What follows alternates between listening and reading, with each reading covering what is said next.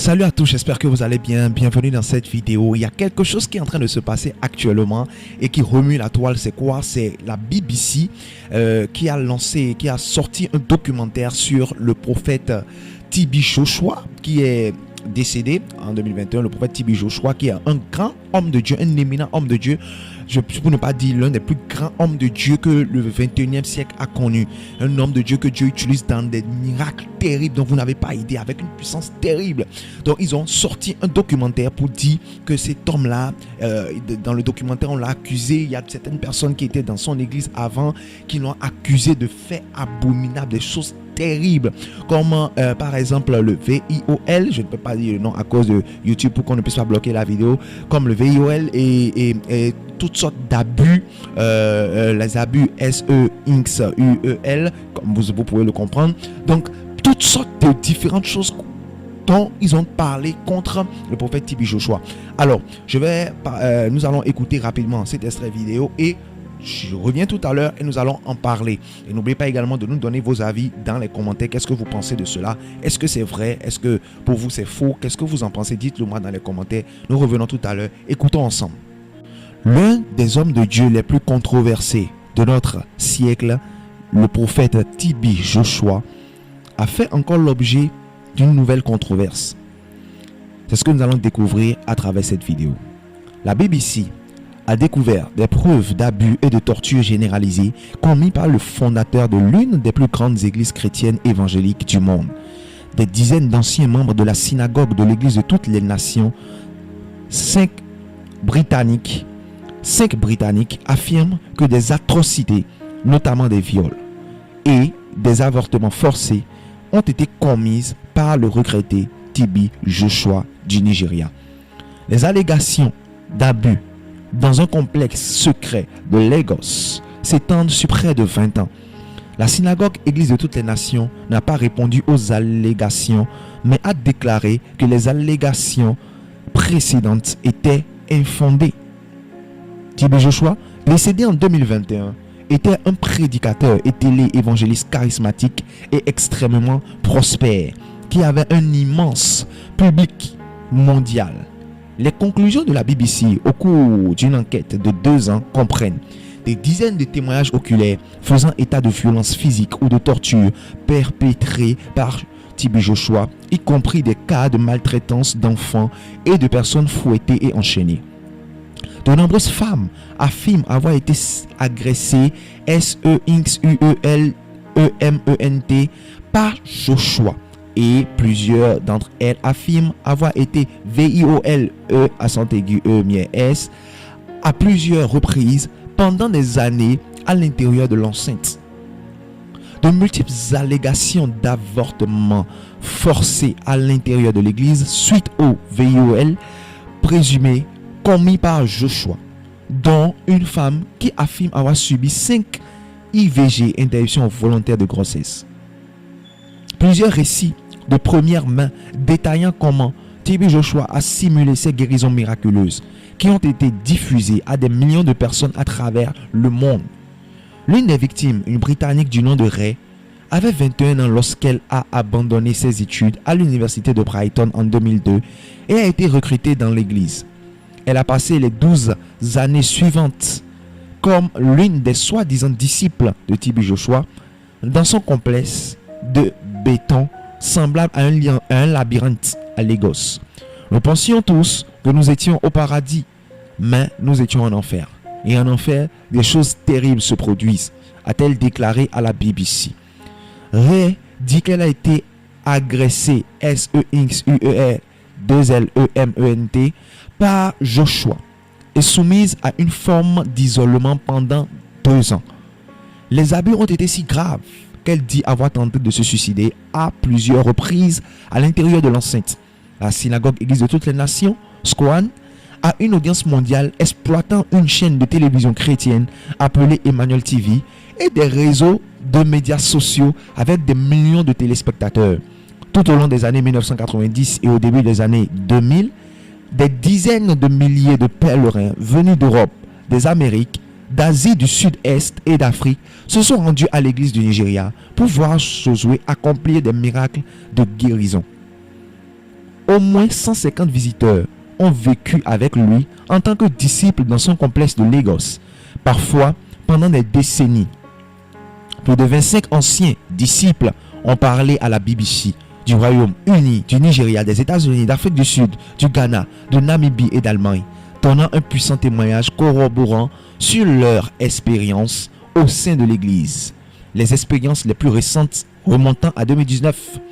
De nombreuses victimes étaient adolescents lorsqu'ils ont rejoint le groupe pour la première fois. Dans certains cas britanniques, leur transport jusqu'à Lagos a été payé par Joshua en coordination avec d'autres églises britanniques. Ray et plusieurs autres personnes interrogées ont comparé leur expérience à celle d'une secte.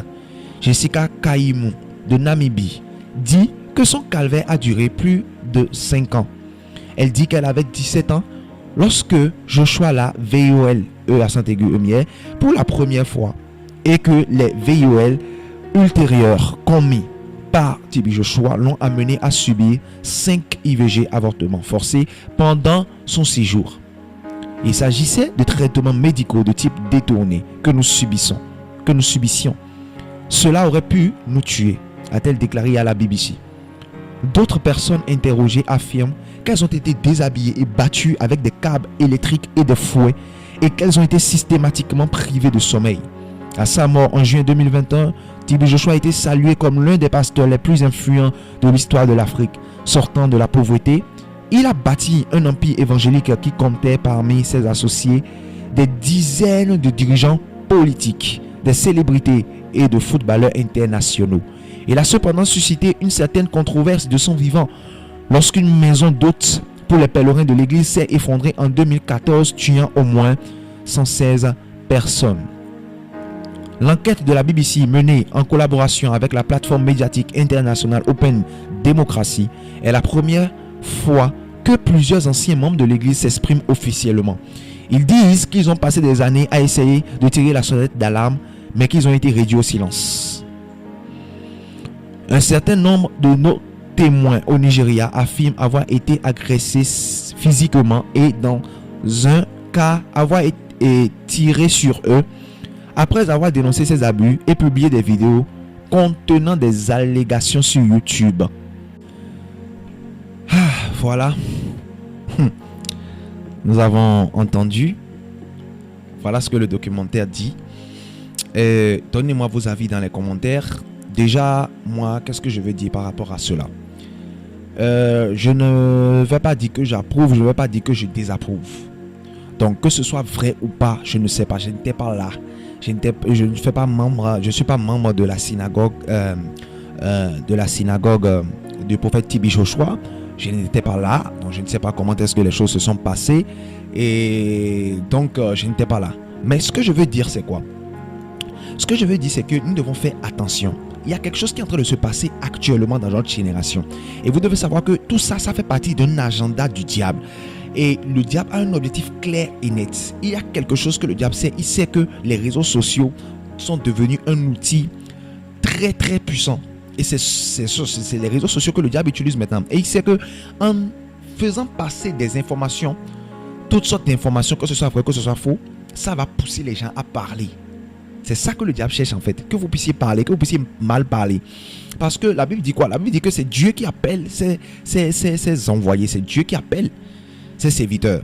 Et il dit laissez, ne jugez personne, mais laissez le maître, celui qui a appelé ses serviteurs à la juger lui-même. C'est ça que Dieu nous demande. Dieu nous demande quoi? De laisser lui-même qui les a appelés à les juger. Qu'il ait fait cela ou qu'il n'ait pas fait, qu'il n'ait pas fait cela. Lorsque Dieu l'appelait, je n'étais pas là. Nous n'étions pas là. Vrai ou faux? Donc, cela entre lui et Dieu. Nous devons faire attention pour ne pas attirer la malédiction sur notre propre vie. Lorsque les gens étaient en train de combattre le corps de Christ, l'église dans l'église primitive, et que l'affaire est venue plutôt au niveau de Gamaliel, qui était ce grand docteur de la loi là, qui a été même maître de l'apôtre Paul. Et qu'est-ce qu'il a dit? Il a utilisé une parole de sagesse. Il a dit, laissez ces gens là faire. Si c'est de Dieu là, il dit, si ce n'est pas de Dieu là, oh, c'est quelque temps seulement, ils vont tomber. Ceux qui sont réellement là, on va le savoir. Mais si c'est de Dieu, ils vont résister. Quel que soit le nombre d'années qui va passer là, ça va résister. Et faites attention de ne pas combattre Dieu lui-même. Est-ce que vous comprenez? Donc, et nous devons faire attention. L'erreur d'un serviteur de Dieu ne fait pas moins de lui un serviteur de Dieu. David a commis d'erreurs. Dans la Bible, vous pouvez aller voir, David a commis d'erreurs. Il était l'homme selon le cœur de Dieu, mais il a commis d'erreurs. Il a pris la femme d'autrui, il a tué le mari. Mais est-ce que ça faisait moins de lui l'homme selon le cœur de Dieu? Non. Est-ce que ça faisait moins de lui un roi? Non. Donc nous devons faire attention. Faisons très très attention. David, il y a un roi à la place de Saül. Mais pendant ce temps, Saül était toujours sur le trône. Pendant ce temps, il était toujours sur le trône. Et qu'est-ce qui va se passer? Il y a eu un moment où Saül a commencé à vouloir tuer David. Il voulait le tuer parce qu'il a senti que c'est ce gars-là qui va prendre le trône à la place de mon fils. Il sentait que le trône était menacé. Donc il a voulu le tuer. Et il y a eu un jour, il était fatigué et il s'est couché dans une grotte pour se reposer. Et quand il était dans la grotte là en train de se reposer, la Bible dit que David et son général d'armée, ils sont venus et ils l'ont vu, ils sont venus à côté de lui. Et le général d'armée lui a dit: David, donne-moi l'ordre là, que je lui coupe la tête à ce gars-là pour que tu puisses prendre son trône. David a dit: attention, que Dieu m'en garde de toucher un oint de Dieu. Malgré que Dieu l'avait dit à rejeter, malgré que Dieu avait dit à rejeter Saül, il dit, il a eu une fois qu'il a eu l'huile d'onction là, de roi sur sa tête là, je ne peux pas le tuer. Celui qui l'a donné l'huile d'onction là même va le tuer. Moi je n'ai rien à faire dedans. Et qu'est-ce que David a fait? David a juste coupé une partie de sa robe pour lui montrer après que j'avais l'occasion de te tuer, mais je ne t'ai pas tué. C'est très important de faire attention. Faire attention aux paroles qui sortent de notre bouche. Parce que la Bible a été claire sur ça. La Bible a été claire dans le livre de Matthieu 12, le verset 36 au verset 37. La Bible dit quoi? Il dit: je vous le dis, c'est Jésus qui est en train de parler. Il dit: je vous le dis, au jour du jugement, les hommes rendront compte de toute parole vaine qu'ils auront proférée. Les hommes rendront compte de toute parole vaine qu'ils auront proférée. Donc toute mauvaise parole vaine qui est sortie de ta bouche, tu vas rendre compte. Il dit, verset 37, car par tes paroles tu seras justifié et par tes paroles tu seras condamné. Donc c'est ce que tu as sorti de ta bouche là qui va te justifier et ce que tu as sorti de ta bouche là qui va te condamner. Au dernier jour, tu vas rendre compte, on va te dire telle parole que tu as prononcée sur telle personne, sur tel homme de Dieu là. Et à rendre compte, est-ce que c'est toi qui l'as appelé? C'est toi qui es son Dieu? Tu étais là quand je lui parlais? C'est ça le problème. C'est ça le problème. Nous ne savons pas. Donc, quand que tu ne connais pas quelque chose et que tu n'étais pas là-bas, ne mets pas ta bouche dedans. C'est très important. Ne mets pas ta bouche dedans. Et dis, tu seras condamné par ce que tu as dit. Il y a des gens qui se lèvent. C'est un faux prophète. C'est un vrai prophète. C'est un faux prophète. C'est un truc. Faites attention. Tu seras jugé par les paroles qui sortent de ta bouche. Ce n'est pas toi qui l'as appelé. Qu'il soit vrai ou qu'il soit faux, ce n'est pas ton problème. Toi, tout ce que tu dois te concentrer, c'est te concentrer sur ta vie, te concentrer sur comment faire pour t'en sortir toi-même. Comment faire pour que toi aussi tu ailles au ciel. C'est ça que tu vas chercher à savoir. Comment faire pour ressembler chaque jour à Jésus. Qu'il soit vrai ou qu'il soit faux, ça ne regarde que lui-même et son Dieu. Et de toutes les manières, il est mort et ils sont en train de rendre compte à son Dieu là-bas. Donc cela, ça ne nous concerne plus. Ce qui nous concerne, c'est quoi? C'est de prier. De prier. Et de prendre les bonnes choses qu'il a fait dans sa vie, les bonnes choses que nous connaissons là, les miracles qu'il a fait, de prier afin que Dieu nous utilise également encore plus que lui dans les miracles, terriblement, afin que nous aussi nous puissions gagner des millions d'âmes à Dieu. Cet homme là faisait des miracles terribles, je vous dis, terrible. Il guérissait des malades, des femmes qui étaient enceintes, qui n'arrivaient pas à accoucher. On les alignait comme ça, il passait juste à côté d'elle comme ça, elle commençait à accoucher. La puissance, cet homme là, il a démontré la puissance de Dieu à un autre niveau. Donc nous devons prier pour dépasser son niveau là, pour prier, pour demander à Dieu de nous utiliser encore plus comme ça. C'est ça que nous devons faire. Au lieu de chercher à savoir s'il était vrai ou s'il était faux. Faisons attention, faisons très attention. La parole de Dieu nous dit dans le livre de Marc 9, verset 38. Marc 9, verset 38 au verset 39.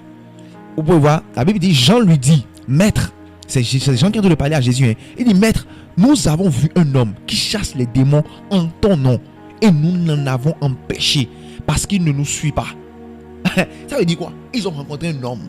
La personne n'est pas disciple de Jésus. Il ne suit pas Jésus. Il n'est pas dans le groupe.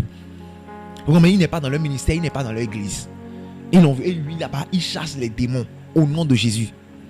Et les disciples l'ont arrêté. Tais-toi, arrête de chasser les démons au nom de Jésus. Tu ne nous suis pas. Si tu veux chasser les démons, suis-nous. C'est nous qui avons la meilleure église. C'est nous qui avons la doctrine.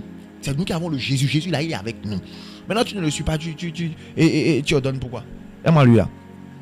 Ils l'ont bloqué rapidement. Qu'est-ce que Jésus a dit? Dans le verset 39, il dit ne l'en empêchez pas, répondit Jésus. Car il n'est personne qui, faisant un miracle en mon nom, puisse aussitôt après parler mal de moi. Il dit, il n'y a personne qui ait fait un miracle en mon nom qui puisse aussitôt après mal parler de moi. Il dit, verset 40, qui n'est pas contre nous est pour nous. Là, je suis dans Marc 9, verset 40. Qui n'est pas contre nous est pour nous. C'est ça, c'est Jésus qui parlait. Ses disciples voulaient le défendre. Ouais, c'est notre église. Il dit, qui n'est pas contre nous est pour nous. Les amis là, est-ce qu'il appelle le nom de Jésus? Est-ce qu'il proclame le nom de Jésus? Est-ce que c'est au nom de Jésus? Est-ce que c'est le nom de Jésus qui est glorifié? Est-ce qu'il donne gloire au nom de Jésus? Lorsqu'il fait ces miracles là, est-ce que c'est le nom de Jésus qu'il l'appelle? Est-ce qu'il donne gloire au nom de Jésus? Est-ce que le nom de Jésus est glorifié, est magnifié? Est-ce que des vies sont transformées? Est-ce que des âmes sont converties à Jésus? C'est important. Nous devons faire attention aux paroles que nous prononçons. La Bible dit dans le livre de Jacques 1, le verset 19, sachez-le, mes frères bien-aimés, ainsi que tout homme soit prompt à écouter, l'un à parler et l'un à se mettre à contrôler. C'est ça. Nous devons être prompts à écouter, être l'un à parler. L'un à parler et faire attention parce que la Bible dit que la vie et la mort sont au pouvoir de la langue. La vie et la mort sont au pouvoir de la langue. Donc nous devons essayer de tout faire pour maîtriser notre langue là. Notre langue là. Ce qui sort de notre langue, nous devons tout faire pour maîtriser cela. Et la Bible dit dans le livre de Marc, et c'est pas là que nous allons terminer, Marc 3, verset 29, il dit, mais quiconque blasphémera contre le Saint-Esprit n'obtiendra jamais de pardon. Il est coupable d'un péché éternel. Ça veut dire quoi? Si tu blasphèmes contre le Saint-Esprit là, tu ne seras jamais pardonné. C'est Jésus même qui dit ça. C'est lorsque nous péchons là, nous demandons à Dieu de nous pardonner au nom de Jésus. Nous demandons au sang de Jésus de nous purifier. Maintenant, le sang de celui de qui va nous purifier là? Il dit que si on blasphème contre cet esprit-là, on ne va pas nous pardonner. Ça veut dire quoi? Lorsque c'est Dieu et tu dis que c'est le diable, que c'est faux, que c'est un magicien, tu ne seras jamais pardonné parce que tu as blasphémé contre l'esprit de Dieu. Mais c'est l'esprit de Dieu qui a fait le miracle. Et toi, tu dis que c'est le diable, tu donnes la gloire au diable. Tu ne seras pas pardonné. Jamais tu ne seras pardonné. Même si tu appelles le sang de Jésus, tu ne seras pas pardonné. C'est ça. Est-ce que tu veux ça? Je ne pense pas. Est-ce que nous voulons ça? Nous ne voulons pas ça. Donc nous devons faire attention. Faisons attention aux paroles qui sortent de notre bouche. Faisons attention à ce que nous disons. Dieu va nous aider. Mais faisons attention. Gardons notre bouche. Faisons attention à ce qui sort. Gardons notre bouche. Sinon, la bouche là, ça va causer tapette. Que le Seigneur nous en épargne. Je prie afin que le Seigneur puisse vous aider. Vraiment. À ne pas tomber dans ce piège là. Que le Seigneur puisse nous aider, nous tous, à ne pas tomber dans ce piège. Dites amen dans les commentaires. Et cela nous sera accordé. Dites amen dans le commentaire, cela vous sera accordé. Cette prière-là va s'accomplir dans votre vie, vous serez protégé et vous n'allez pas tomber dans ces pièges-là. Que Dieu nous aide vraiment. N'oubliez pas de partager la vidéo autour de vous. N'oubliez pas de vous abonner à cette chaîne et d'activer la cloche de notification pour être informé chaque fois que nous publions une nouvelle vidéo. Je vais vous partager encore d'autres vidéos de ce genre-là. Il y a plusieurs hommes de Dieu qui ont parlé. Il y a le prophète Pachon Java qui a parlé, le prophète Joël Francis Tato qui a parlé de ça. Plusieurs prophètes. Je vais partager toutes ces vidéos là avec vous sur cette chaîne là. Donc abonnez-vous et activez la cloche de notification pour être informé chaque fois que nous publions une nouvelle vidéo. C'est très important. Et là, dès que les autres vidéos m'ont sorti, bientôt vous serez informés. N'oubliez pas de liker la vidéo également. N'oubliez pas de partager la vidéo autour de vous. Partagez cela autour de vous afin de sauver le maximum de personnes. C'est très important. Il ne faut plus que les gens tombent dans ce péché là. Partagez la vidéo autour de vous. C'est très important. Likez la vidéo également et donnez-nous vos avis dans les commentaires. Qu'est-ce que vous pensez? Dites-nous dans les commentaires. C'est très important. Que le Seigneur vous bénisse. Restons connectés. Shalom, shalom à vous.